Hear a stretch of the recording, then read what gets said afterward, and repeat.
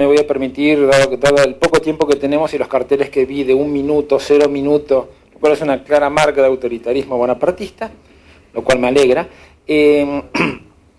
hablar un poco de una extraña relación. Es cierto que yo hago ejercicio ilegal de la economía, pero una extraña relación que une a la Argentina con las teorías económicas. Entonces, de repente, tal vez en conclusión podamos ver qué teoría económica necesitamos para el desarrollo regional. ¿Por qué las teorías económicas? Porque la Argentina demuestra, o es una excepción, como nos gusta ser una excepción casi prácticamente en todo, lo bueno y en lo malo, sí, el país de Dr. Jekyll y Mr. Hyde, porque la Argentina colonial se adecua perfectamente a lo que fueron los parámetros del mercantilismo, ¿no? Esa teoría iniciada por Colbert en Francia, en lo cual lo importante era el poder del Estado y sobre todo el poder del Estado central, ¿no? Los estados centrales, gracias. Para las colonias, puesto que nosotros en ese momento éramos una, lo interesante era sacarle todo lo posible. En nuestro caso, el centro económico importante era el Alto Perú, con oro y plata, y la parte que más desarrollo tenía de nuestro país era el norte.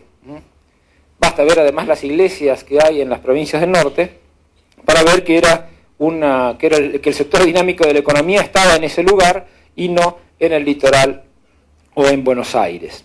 El tiempo de la independencia es un tiempo en realidad que está marcado por la ideología fisiocrática. Ustedes saben esa cuestión de un muchacho llamado Quesnay, que era muy importante en Francia porque era el médico personal de Madame de Pompadour, que era la amiga de Luis XV.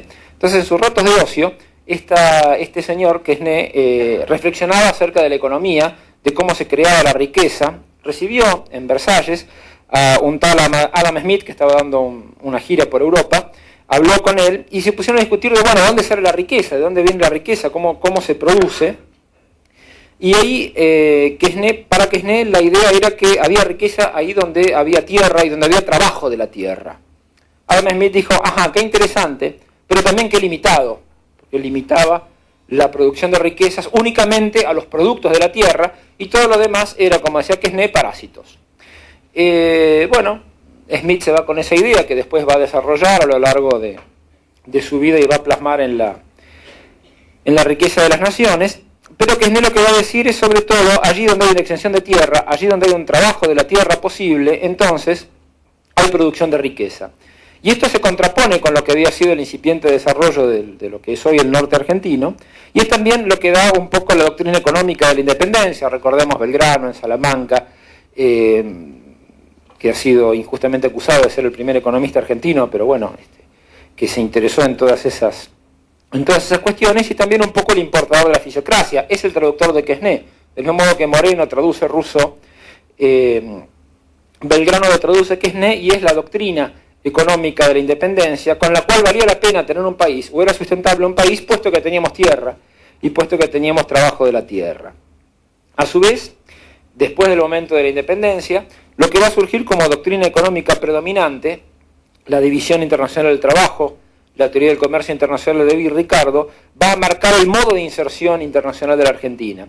Y esto va a ser importante y nos va a marcar por siempre, hasta ahora por lo menos, en el sentido que la articulación internacional con un gran centro de poder, nosotros exportadores de materias primas e importadores de manufacturas, lo que va a marcar es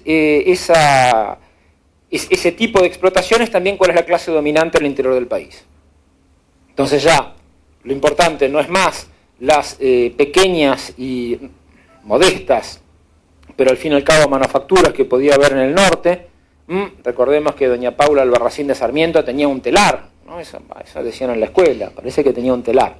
Bueno, el hijo se dedicó a reventar la economía de mamá, porque lo que hizo fue, contribuyó junto con otros, a introducir a la Argentina en el mercado internacional a través de estas teorías de la división del trabajo y división internacional de trabajo, repartición de mercados. Por lo tanto, los telares ya no eran más interesantes en Argentina.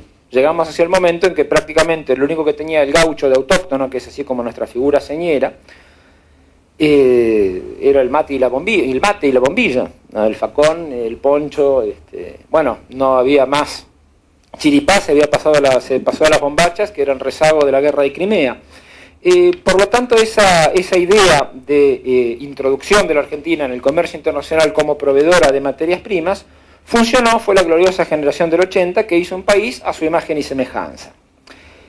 Pero en esta cuestión de mercantilismo, de fisiocracia, de teoría ricardiana del comercio internacional, lo que pasó es que y frente a la falta de producción propia de teorías económicas, no que no las hubiere, Mariano Fragueiro en Córdoba, por ejemplo, es una rara avis en ese contexto en el cual el federalismo en serio, trató de darse una doctrina económica. Mariano Fragueiro, discípulo intelectual de Friedrich List, un alemán que escribió la economía política, Sistema Nacional de Economía Política, en el cual decía, hay que tener cuidado porque Inglaterra viene con el verso que mejor que pocos países industrialicen y que los demás produzcamos bienes para ellos. Y ahí viene la célebre frase de List, en la cual dice, los países desarrollados, los países que se desarrollan, lo que hacen es subir la escalera al desarrollo, pero una vez que están arriba patean la escalera para que nadie suba. Entonces, un poco la ideología de Fragueiro, que está en Cuestiones Argentinas y Organización del Crédito, que es un libro que se debe conseguir, que publicó Solar Ayet en la época de Gregorio Weinberg, todavía debe estar en alguna librería de viejo, pero es un libro interesante porque el tipo también se hace por primera vez apóstol de una cierta industrialización. Y la industrialización va a llegar, pero va a ser una industrialización que no pensamos, va a ser una industrialización que no programamos, va a ser una industrialización que no teorizamos sobre el momento. Porque la Primera Guerra Mundial, la crisis del 29 y la Segunda Guerra Mundial van a cortar esa relación centro-periferia en la cual teníamos, y por supuesto los gurúes del momento nos destinaron a las peores catástrofes.